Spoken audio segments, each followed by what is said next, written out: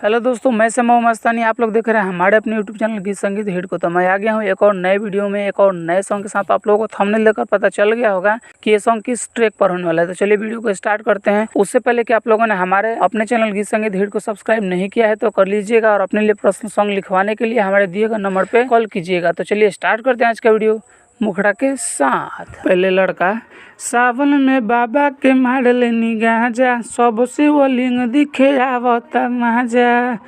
अरे सावन में बाबा के मार लेनी गांजा, सब शिवलिंग दिखे आवता माजा।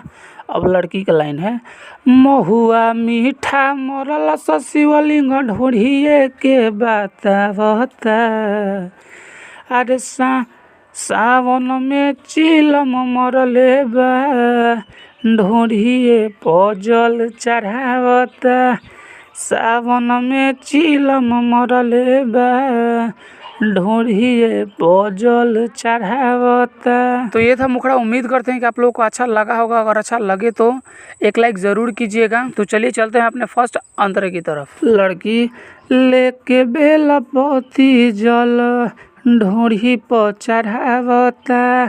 शिवलिंग कही पूरा फूल से सजावता। अब लड़का चिलम गांजा के लूझ लेवे दह, हई शिवलिंग के अपना तू पूज लेवे दह। और फिर से लड़की बोली बोला बहम लगावता टे दहम, कांवर उठावता।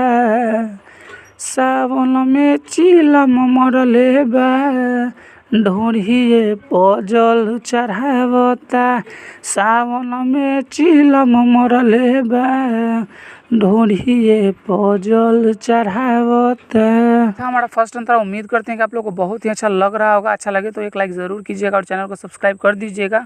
और अगला सॉन्ग किस ट्रैक पर चाहिए कमेंट करके बताइएगा। तो चलिए अब चलते हैं अपने दूसरे अंतरे की तरफ। लड़की साराधा में गरदा हमरो पिया लगावता। कुछहू के नशा में उ शिवलिंग बतावता।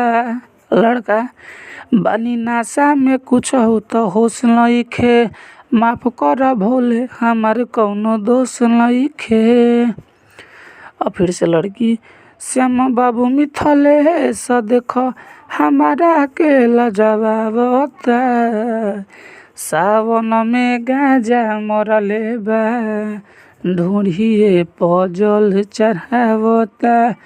सावन में चिलम मरले बा, ढूंढिए पजल चढ़ावता। तो ये था हमारा पूरा सॉन्ग। अगर आप लोगों को अच्छा लगा होगा तो लाइक कर दीजिएगा, और ऐसे ही ढेर सारे सॉन्ग पाने के लिए हमारे यूट्यूब चैनल गीत संगीत हिट को सब्सक्राइब जरूर कर लीजिएगा। और आप अपने लिए पर्सनल सॉन्ग लिखवाना चाहते हैं तो हमारे दिए गए नंबर पर कॉल कीजिएगा। तो चलिए मैं जाते जाते यही कहूँगा कि गाइए और हिट हो जाइए। तब तक के लिए मिलते हैं किसी दूसरे वीडियो में किसी दूसरे सॉन्ग के साथ। तब तक के लिए नमस्कार।